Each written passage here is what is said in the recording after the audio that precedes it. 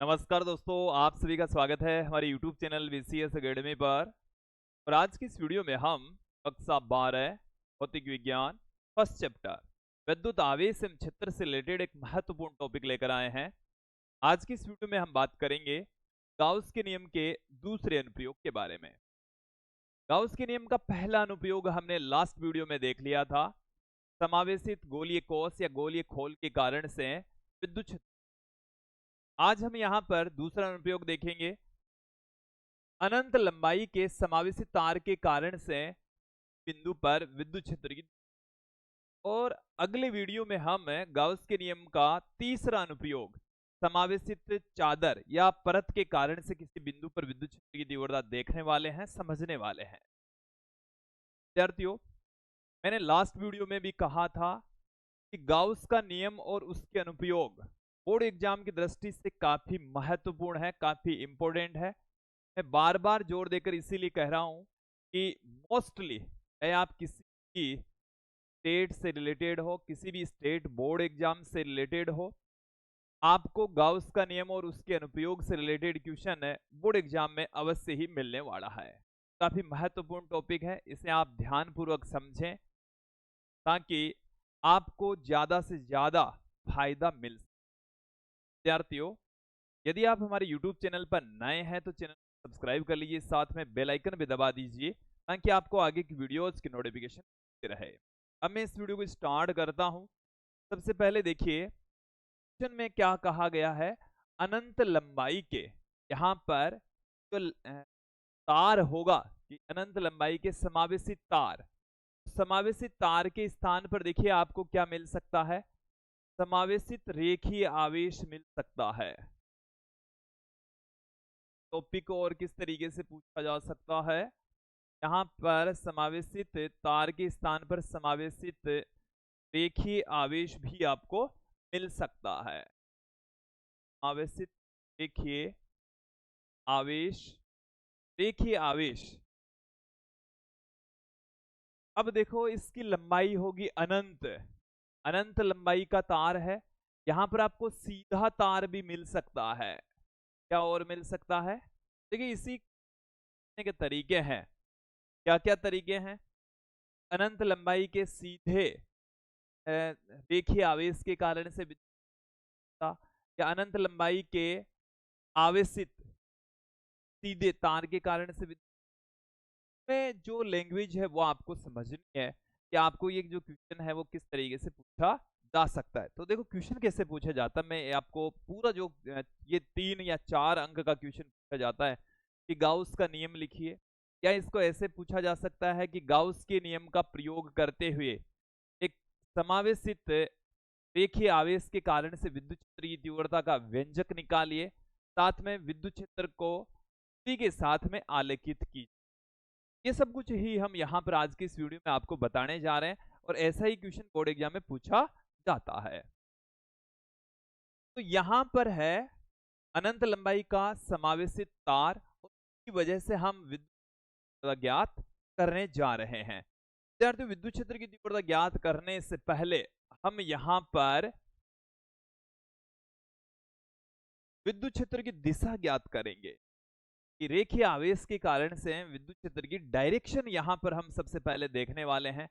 तो डायरेक्शन निकालेंगे, फिर विद्युत क्षेत्र का परिमाण ज्ञात करेंगे, विद्युत वैल्यू ज्ञात करेंगे। तो इस टॉपिक को मैंने 2 टुकड़ों में तोड़ दिया है। एक भाग होगा विद्युत क्षेत्र की दिशा, दूसरा भाग होगा विद्युत क्षेत्र की तीव्रता। चलिए ए पार्ट ले लेता हूं मैं यहाँ पर। सबसे पहले हम ज्ञात करेंगे विद्युत क्षेत्र की दिशा, की दिशा सबसे पहले हम देखने जा रहे हैं विद्युत क्षेत्र की दिशा। तो हमारे पास में वही समावेशित तार है और उस वजह से ये इस तरीके से मैं दिखा रहा हूं आपको। एक ये समावेशित तार है, अनंत लंबाई है इसकी। देखो मैंने यहाँ पर ये डॉट डॉट दिखा दिया, इसका मतलब इसकी जो लंबाई है वो इधर भी काफी ज्यादा है, इधर भी काफी ज्यादा है। ये हमने एक समान रूप से आवेश दिया है। इसका जो रेखीय आवेश घनत्व है वो लैम्बडा है, एक समान रूप से इसके ऊपर आवेश मौजूद है। कि किसी बिंदु O से, कि किसी बिंदु O से स्मॉल r दूरी पर, यहां से हम दूरी ले लेते हैं स्मॉल r, यहां पर कोई बिंदु P स्थित है, यहां पर कोई बिंदु P स्थित है जहां पर हमारे को विद्युत क्षेत्र की दिशा ज्ञात करनी है। इसको आप क्लियर करें, मैं बोल रहा हूं विद्युत क्षेत्र की दिशा ज्ञात करनी है। इस रेखीय आवेश के बिंदु O से स्मॉल r दूरी पर ये पॉइंट P, यहां पर हमारे को इलेक्ट्रिक फील्ड की डायरेक्शन ज्ञात करनी है। इसके लिए हम क्या करेंगे, जैसे मैं बोल रहा हूं वैसे ही लैंग्वेज आपको कॉपी में पुट करनी है। कहीं बोर्ड एग्जाम है, क्षेत्र की दिशा और तीव्रता दोनों पूछ लेते हैं।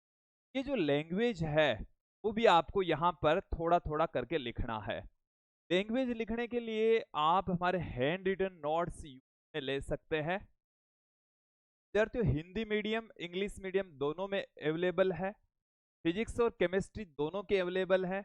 आराम से आप हमारी एप्लीकेशन को आप डाउनलोड गूगल प्ले स्टोर से, बीसीएस अकेडमी, बीसीएस अकेडमी, मैंने इस वीडियो की डिस्क्रिप्शन में भी एप्लीकेशन की लिंक दे रखी है। इसके साथ में आप हमें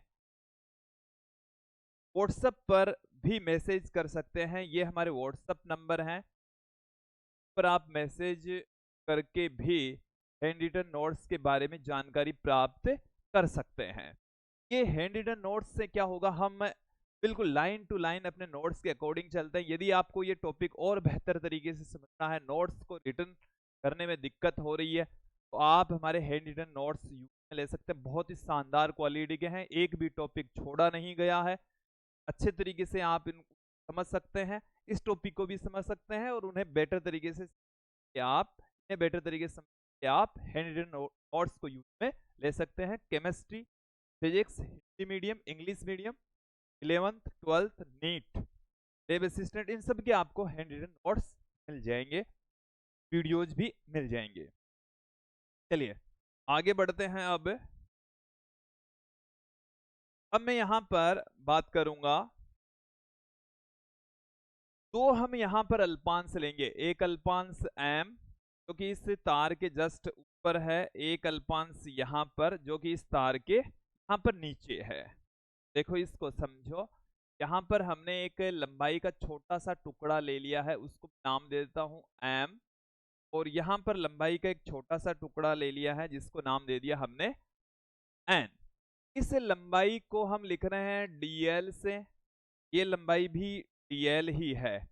इसमें मौजूद जो आवेश है वो है dq, और इसमें मौजूद जो आवेश है वो भी है dq।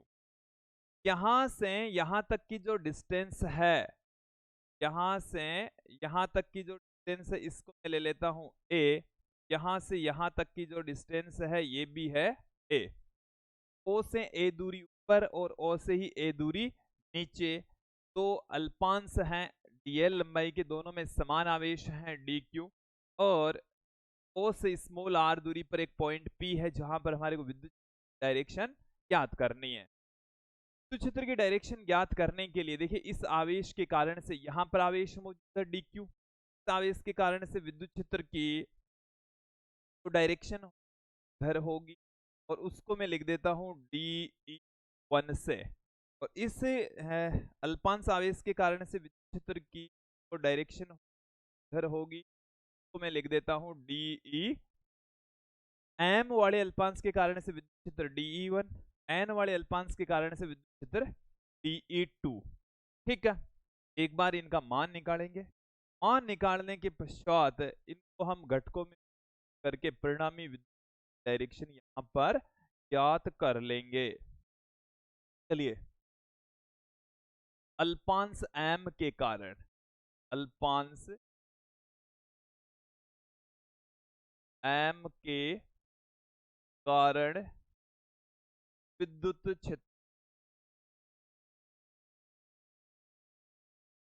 अल्पांश m है उसमें dq आवेश है, इस dq के कारण से पर विद्युत हम देख रहे हैं तो कि de1 है, de1 है। अब देखिए यहां पर जो आवेश है वो बिंदु आवेश की भांति काम कर रहा है। बिंदु आवेश के कारण से जो क्षेत्र की तीव्रता है KQ में R², ये हम पढ़ते आए हैं। तो यहाँ पर आ गया आवेश, आ गया Q के स्थान पर DQ, विद्युत क्षेत्र आ जाएगा DE। यहाँ पर विद्युत क्षेत्र हमने लिख दिया DE1। अल्पांश आवेश के कारण से उत्पन्न विद्युत क्षेत्र भी अल्पांश के रूप में ही लिख रहे हैं। ये कितना आ जाएगा हमारे पास में, KQ बट्टे में दूरी का वर्ग। यहां से यहां तक की दूरी कितनी है, यहां से यहां तक की, देखो ये हमारे पास में एक राइट एंगल ट्राइंगल बन चुका है, समकोण त्रिभुज बन चुका, और समकोण त्रिभुज का जो कर्ण है वो आधार स्क्वायर प्लस लंब स्क्वायर की योग के अंडर के बराबर होगा। ये आ गया हमारे पास में R² प्लस A² का रूट, ये वाली डिस्टेंस भी सिमिलर तरीके से R² प्लस A² के रूट के बराबर आ जाएगी। क्लियर हो गया? ठीक है, यहां पर क्या आ जाएगा, यहां से यहां तक की हो जाएगी R² प्लस A² का रूट का स्क्वायर करेंगे तो रूट हट जाएगा, DE1 का ये वाला मान आ जाएगा, DE1 का ये वाला मान आ जाएगा। इसी प्रकार से क्या आने वाला है भाई, अल्पांश n के कारण, अल्पांश n के कारण विद्युत क्षेत्र की तीव्रता, विद्युत क्षेत्र की तीव्रता, देखिए वो क्या है, DE2 से हम लिख रहे हैं के DQ बट्टे में सिमिलर आ रही है। आप देखेंगे इस अल्पांश के कारण से जो क्षेत्र है वो DE से दूर की ओर होगा। देखिए विद्युत क्षेत्र है वो आवेश से दूर की ओर, धनावेश है तो दूर की ओर, ऋणावेश है तो उसके पास की ओर होता है। ये हमने आपको पहले ही क्लियर कर दिया। अब क्या होता है, KQ बट्टे में R², K आ गया, Q के स्थान पर DQ है और दूरी का वर्ग तो R² प्लस A² के रूट का स्क्वायर करेंगे तो रूट यहां से हट जाएगा।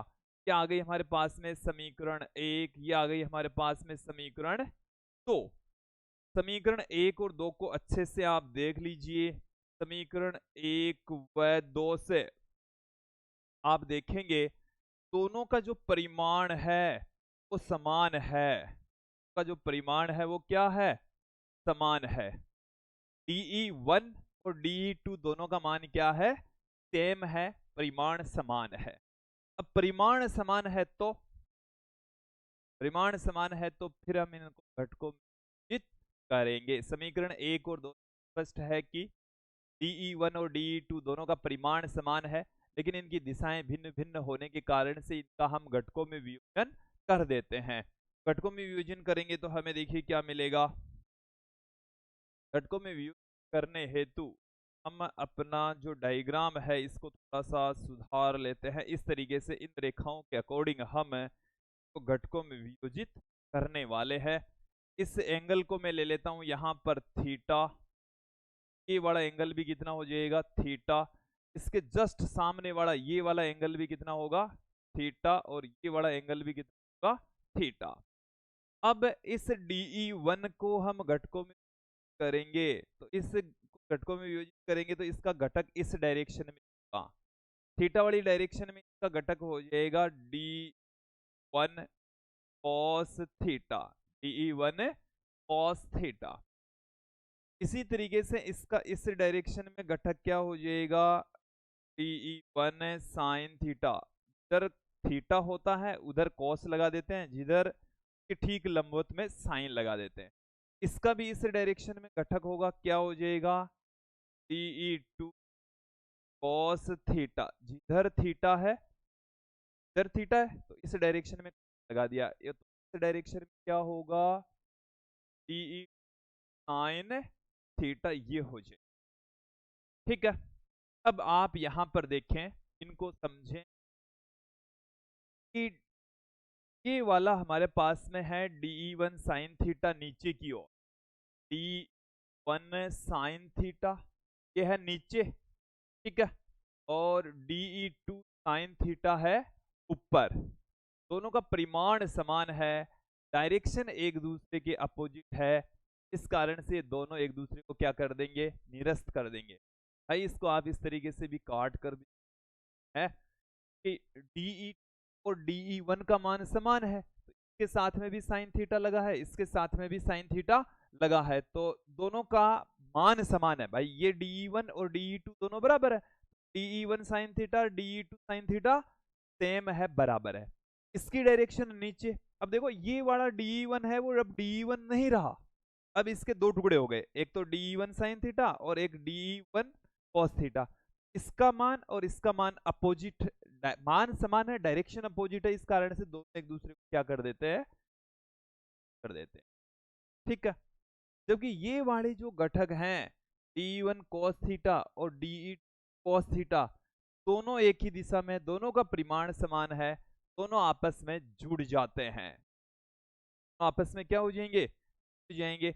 और परिणामी जो विद्युत क्षेत्र की डायरेक्शन है इसी डायरेक्शन में है, डायरेक्शन की होगी, और उसका जो मान है वो हम आपको दिखाई रहे हैं, DE1 cos theta plus DE cos theta, ये परिणामी विद्युत का डायरेक्शन में होने वाला है।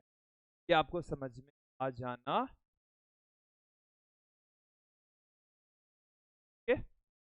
क्लियर हो जाना। तो डायरेक्शन इस पर विद्युत क्षेत्र होगी, इस डायरेक्शन में होगी। ये जो आपने समावेशी तार लिया है उसकी से दूर की ओर इसकी डायरेक्शन वाली है, ये आपको समझ में आ जाना चाहिए।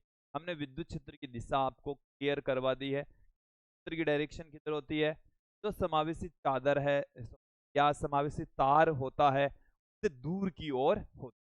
इस बिंदु पर भी आप विद्युत क्षेत्र की दिशा ज्ञात करना चाह रहे हैं, उसकी ओर हो। अब मैं बात करूंगा यहां पर बी पार्ट।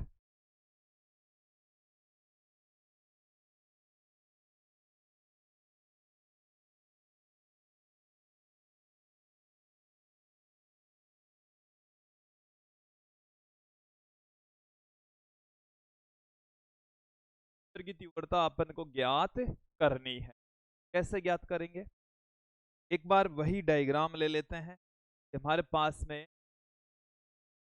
ये इस तरीके से समावेशित तार है, ठीक है। पर मैं आवेश दिखा देता हूँ कि इस तरीके से अनंत लंबाई का है, कि लंबाई हम कितनी लेकर चल रहे हैं, अनंत। ये डॉट डॉट करके हमने दिया है, करके दिखाने का मतलब है कि इसकी लंबाई ऊपर भी है, तरीके से इस पर एक समान रूप से आवेश मौजूद है। इसका जो रेखीय आवेश घनत्व है वो लैम्बडा है, रेखीय आवेश घनत्व कितना है, लैम्बडा।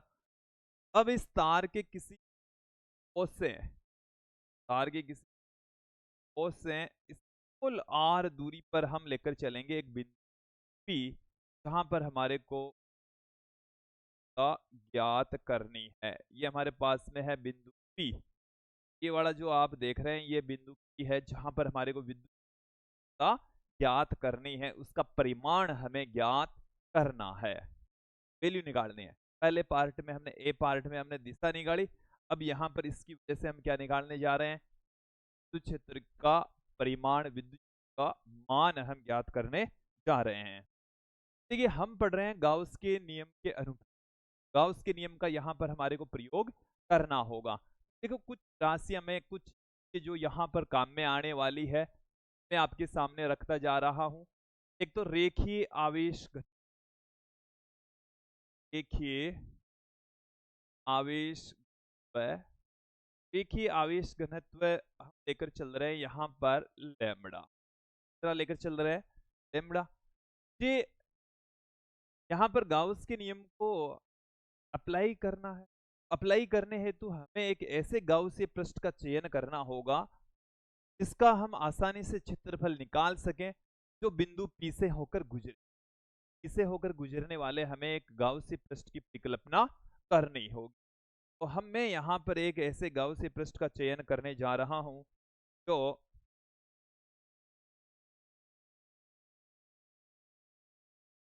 बिंदु पी से होकर गुजरता है। कहाँ से होकर गुजर रहा है, पी से होकर गुजरता है। देखिए यहाँ से हम, चलिए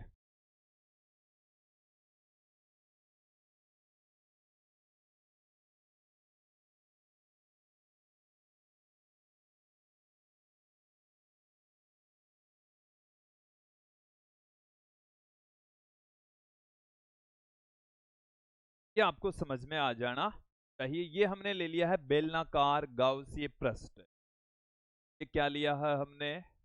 ये हमारे पास में है बेलनाकार गाउसीय, बेलनाकार गाउसीय पृष्ठ है, काल्पनिक पृष्ठ है, बंद पृष्ठ है, बेलनाकार पृष्ठ है और उसी के ऊपर ही बिंदु P स्थित होना चाहिए। इतना कर लिया, क्लियर कर लिया। ये गाउसीय पृष्ठ है। अब हम गाउस का नियम अप्लाई करते हैं। देखिए गाउस का नियम हमें क्या कहता है? गाउस का नियम क्या कहता है? देखिए गाउस के नियम से, गाउस का नियम हमें ये कहता है कि किसी बंद पृष्ठ में से संबंधित विद्युत फ्लक्स का मान बंद पृष्ठ में उपस्थित आवेशों का 1/ε0 ना होता है। एक बंद पृष्ठ है, उससे रिलेटेड जो फ्लक्स है, उस वैल्यू है वो बंद पृष्ठ में आवेशों ε0 गुणा होगा। ये आपको समझ में आ जाना चाहिए। अब विद्युत फ्लक्स की परिभाषा से, विद्युत फ्लक्स की परिभाषा से, विद्युत फ्लक्स की परिभाषा हमें क्या कहती है? I बराबर integration vector dot ds vector. क्या आ गई समीकरण? समीकरण 1 और 2 को आप समझते हैं एक बार। समीकरण 1 हमने लिखी है गाउस के नियम से, समीकरण 2 हमने लिखी है विद्युत फ्लक्स की परिभाषा। विद्युत फ्लक्स की परिभाषा में आप देखेंगे यहाँ वाली ये वाला जो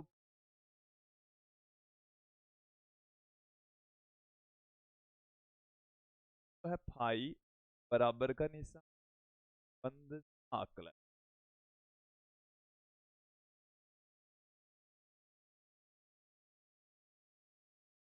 ठीक है, लास्ट वीडियो में भी हम बात की थी।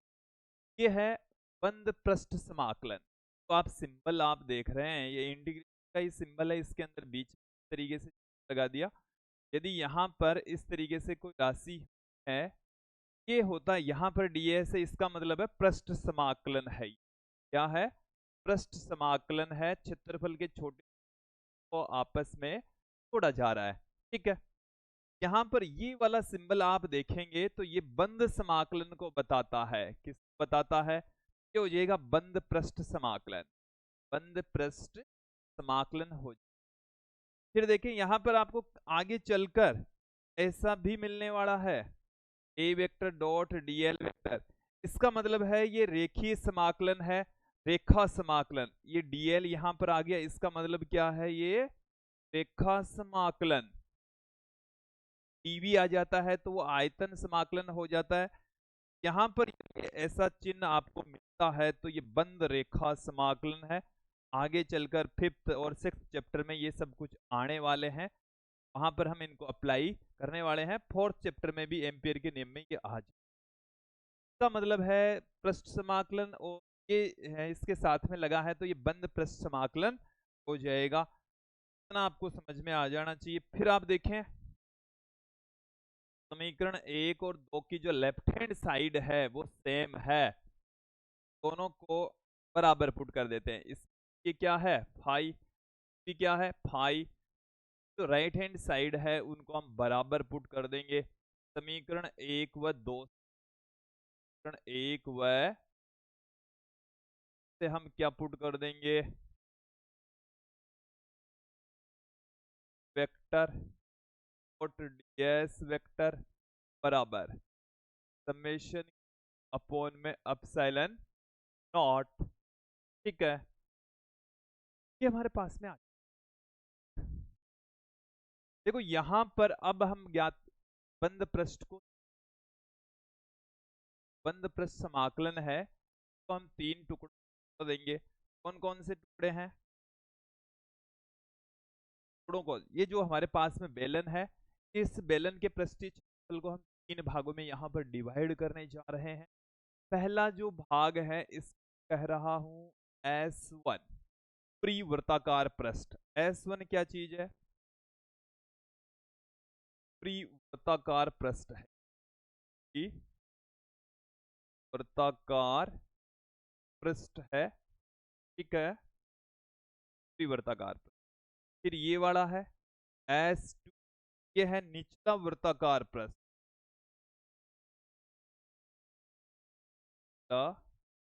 वृत्ताकार पृष्ठ है ये, का मान वैसे बराबर ही है, वृत्ताकार पृष्ठ है। तीसरा पृष्ठ, ये जो वक्राकार पृष्ठ है, इसको नाम दे देते S3, ये है बेलनाकार पृष्ठ, बेलनाकार S, यह है बेलनाकार, बेलनाकार पृष्ठ है, ये बेलनाकार पृष्ठ है। ठीक है, 3 टुकड़े हैं। इस बंद पृष्ठ के कितने भाग हैं? 3 भाग हैं।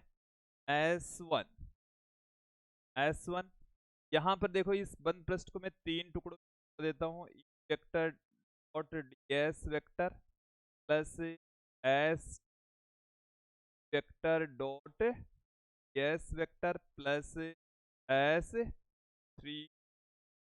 Vector dot ds vector equal to summation upon epsilon naught, upon epsilon naught. ये तो है ही। देखो यहां पर क्या चेंजेज आए वो आप देखें। हमने इस पद से इस पद में चेंजेज किए, इस जगह हमने 3 पद लिख दिए। यहां पर तो संपूर्ण पृष्ठीय क्षेत्रफल है, यहां पर उस संपूर्ण पृष्ठीय क्षेत्रफल को S1, S2, S3 3 टुकड़ों में तोड़ डाला है। इसे आप समझें, बेलन के अंदर ऊपर वर्ताकार भाग होगा, नीचे भी वर्ताकार भाग होगा, ये वक्राकार भाग होगा। ऊपर वाले को हमने S1 कह दिया, ये हमने लिख दिया यहाँ पर, ये S1 है ऊपर वाला, ये नीचे वाला भी वृत्ताकार भाग है, S2 कह दिया। ये वक्राकार जो भाग है, चारों ओर वाला जो भाग है, इसने S3 कहा है, जो कि बेलनाकार वक्र पृष्ठ। अब देखो मैंने ये तीनों ही खुले पृष्ठ है, यहाँ पर बंद समाकलन नहीं किया। देखो बंद समाकलन तो तब होता है जब बंद पृष्ठ हो। अब ये यहाँ पर खुला पृष्ठ है, यहाँ पर देखो बंद पृष्ठ समाकलन का साइन था, यहाँ पर नहीं है, तीनों जगह ये खुले पृष्ठ हो चुके हैं। ठीक है, अब मैं यहाँ पर बात करूंगा ई वेक्टर और ds वेक्टर के बीच के कोण की। मैं यहाँ पर E vector dot ds vector को eds को लिखूंगा। यहाँ पर उसको लिखने के लिए हमें S1 पृष्ठ के ऊपर E1 और ds के बीच का कोण यहाँ पर देखना होगा। यहाँ पर आप ध्यान दें, S1 के ऊपर विद्युत क्षेत्र तो होगा दूर, ये हमने इसके पहले इस के पहले पार्ट में देखा था। वेक्टर तो होगा इधर, क्षेत्रफल ये वर्ताकार भाग ऐसे होगा, तो वर्ताकार भाग के ठीक लंबवत सदिश होगा, जो ऊपर की ओर होगा। तो ds वेक्टर इधर है, के बीच का जो एंगल है थीटा से कह दूं यहाँ पर 90 डिग्री। यहाँ पर कितना है? S1 के ऊपर E वेक्टर और ds वेक्टर 90 डिग्री। फिर यहाँ पर आप देखें, इस तो विद्युत क्षेत्र तो दूर की ओर ही होना है, और ही होना है। यहाँ पर भी विद्युत क्षेत्र दूर की ओर, क्षेत्रफल सदिश ये वृत्ताकार भाग ऐसे होगा, ठीक नीचे की ओर है, लंबवत दिशा में क्षेत्रफल सदिश होगा। यहाँ पर भी थीटा बराबर कितना है? 90 डिग्री होगा। S1 S2 पर E और ds के बीच का एंगल हमने देख लिया। फिर देखें यहाँ पर विद्युत क्षेत्र का दूर होगा, ये हमने दिखा दिया। क्षेत्रफल सदिश भी यहाँ पर यदि आप क्षेत्रफल लेते तो उससे ठीक लंबवत दिशा में क्षेत्रफल सदिश का वो भी दूर का, आप इसे कह सकते हैं। दोनों एक ही दिशा में, के बीच का कोण यदि मैं यहाँ पर बात करूं, थीटा बराबर यहाँ थीटा बराबर कितना डिग्री? तो डिग्री। अगली स्टेप आप देखें क्या लिख सकते हैं, S1 ds cos, S1 के ऊपर E और ds के बीच का जो एंगल है वो है 90 डिग्री। कितना है? 90 डिग्री। S2 पर कितना है? E ds फिर से 90 डिग्री है।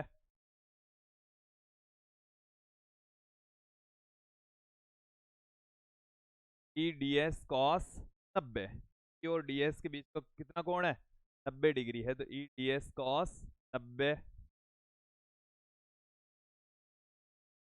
E D S cos S3 के ऊपर एंगल कितना है, S3 ये वाला वक्र पृष्ठ है, इसके ऊपर ई और डी एस के बीच का जो एंगल है वो 0 है, cos 0 का मान कितना होता है, 1 हो जाएगा।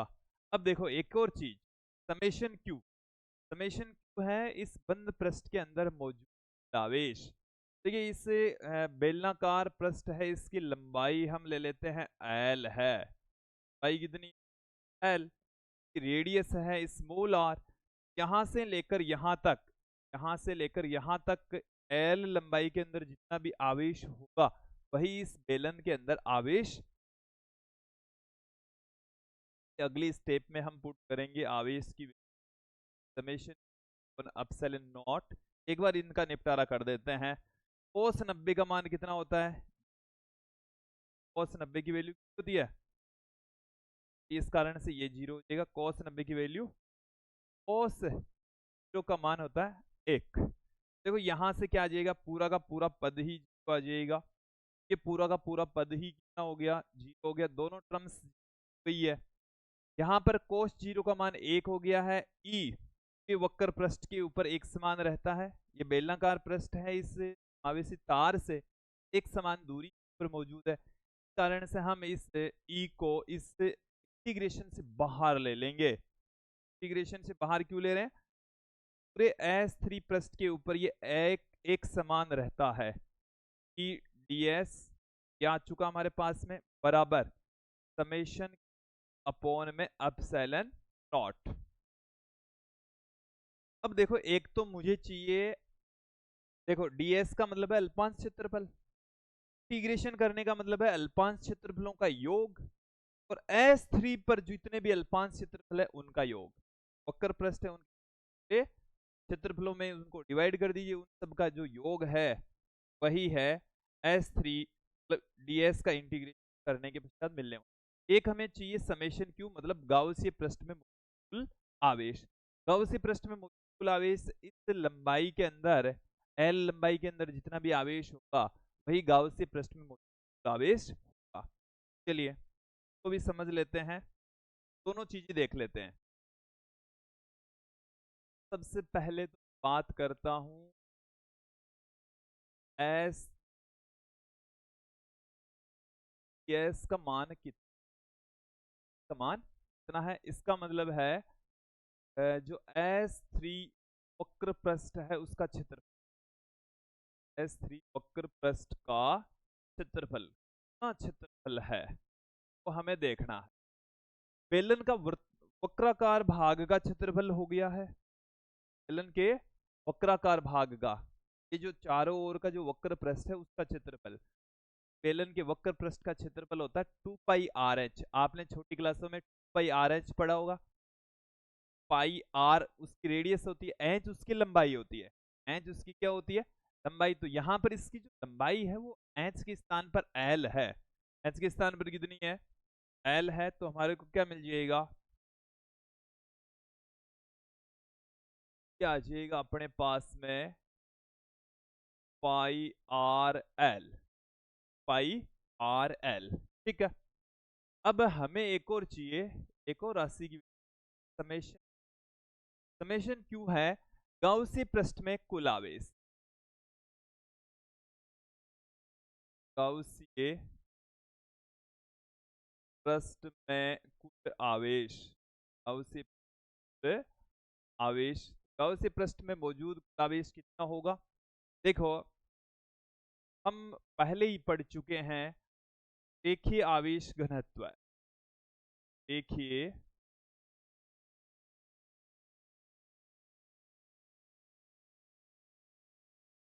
रेखीय आवेश घनत्व, रेखीय आवेश घनत्व जिसको लैम्बडा से लिखते हैं, ये होता है आवेश बट्टे में लंबाई, आवेश बट्टे में लंबाई। ये जो लंबाई है वो हम लेकर चल रहे हैं L, और आवेश है उसमें, उसको हम लिख रहे हैं समेशन उससे। यहां पर हमारे पास में समेशन बराबर देखो कितना आ जाएगा, लैम्बडा इंटू एल, क्या आ गया। अब देखो मैं वापस पिछले पेज पर आपको ले चलता हूं। यहां पर हमारे पास में इक्वेशन ds बराबर समेशन एल नोट आ गया था। ds और समेशन की हम वैल्यू पुट कर देते हैं। चलिए, हमें मिल चुका था एस ds बराबर अपोन अपसाइलन नोट, ये हमने देख लिया था। अब यहाँ पर ds और सेलेनोट समेशन दोनों की वैल्यू यहाँ से देखकर यहाँ पुट करनी है। देखो क्या है, पाई आर एल बराबर लैम्बडा इंटू एल बट्टे में अपसाइलन नॉट। एल से एल क्या हो जाएगा, कैंसिल हो जाएगा, तो ई बराबर क्या आ गया हमारे पास में, लैम्बडा बट्टे में पाई आर अपसाइलन नॉट। इसे मैं इस तरीके से भी लिख सकता हूं, 1/4 पाई अपसाइलन नॉट लैम्बडा अपोन में आर। देखो मैंने क्या किया, 2 से ऊपर नीचे गुना किया, 4 आ गया, पाई की जगह पाई लिखा है, एप्सिलॉन नोट की जगह एप्सिलॉन नोट लिखा है, आर ये हमने 2 से ऊपर नीचे गुना किया, तो यहाँ पर हो गया 2 लैम्बडा।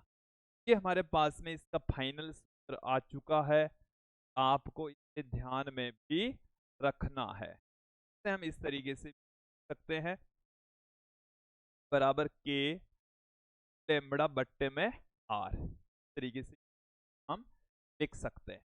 ठीक है, अब देखिए इस फॉर्मूले से रिलेटेड जो ग्राफ है तो यहां पर हम देख लेते हैं। हमारे पास में फॉर्मूला क्या आया, बराबर बराबर लैम्बडा बटेवा आर। यहां से देखिए क्या स्पष्ट की है, वो लैम्बडा के समानुपाती है, की है वो दूरी के व्युत्क्रमानुपाती है। हम लैम्बडा को आपको ध्यान में रखना है, फिर ही हम ग्राफ खींचने वाले हैं। देखो कैसा ग्राफ आएगा, पहले तो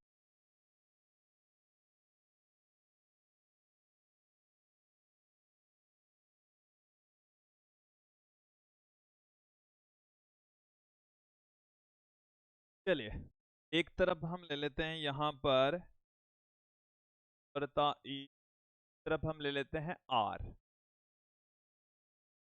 ये वाला ग्राफ खींच यानी दो व्युत्क्रमानुपाती है, प्रता टी के साथ में व्युत्क्रमानुपातिक रूप से घटती चली जाती है, ऐसा ग्राफ आएगा। ये ग्राफ आपको मिलने वाला है, ठीक है, ये व्युत्क्रमानुपाती टाइप का ग्राफ आपको मिलेगा, दूरी के साथ विद्युत प्रता घटती चली जाएगी। यदि आप और यहाँ पर ग्राफ देखें और लैम्बडा के बीच में, एक तरफ हम लेकर चल रहे हैं ई, दूसरी तरफ हम लेकर चल रहे हैं लैम्बडा, दोनों एक दूसरे के समानुपाती हैं।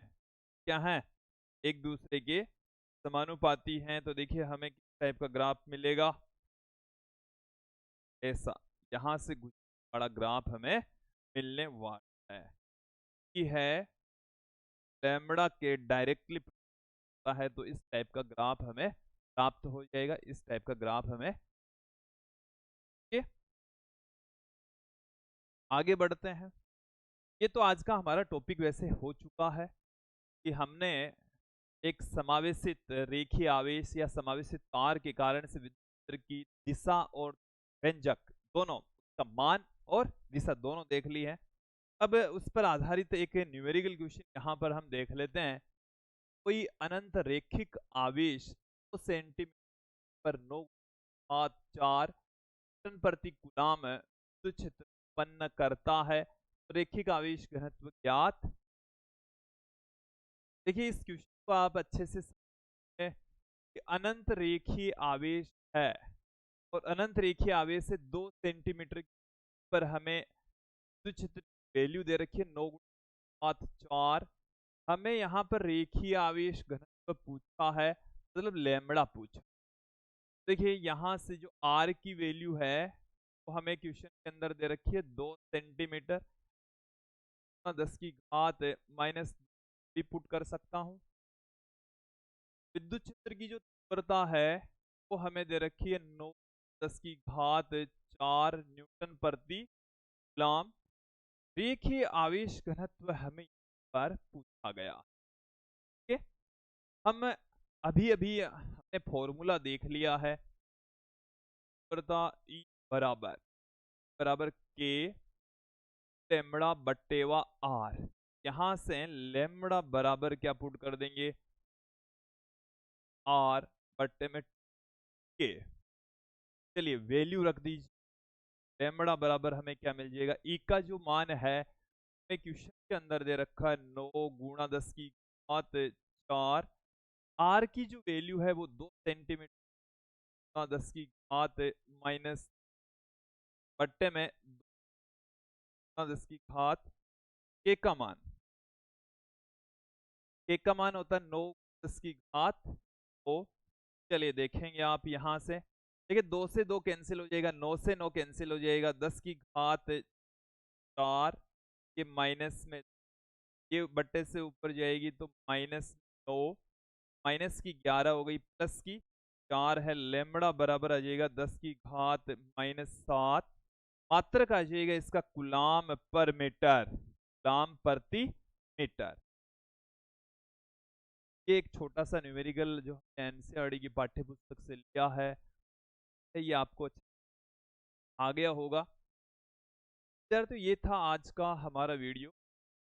हमने गाउस के नियम का प्रयोग करते हुए समावेशित रेखीय आवेश के कारण से विद्युत तीव्रता देखी समझी।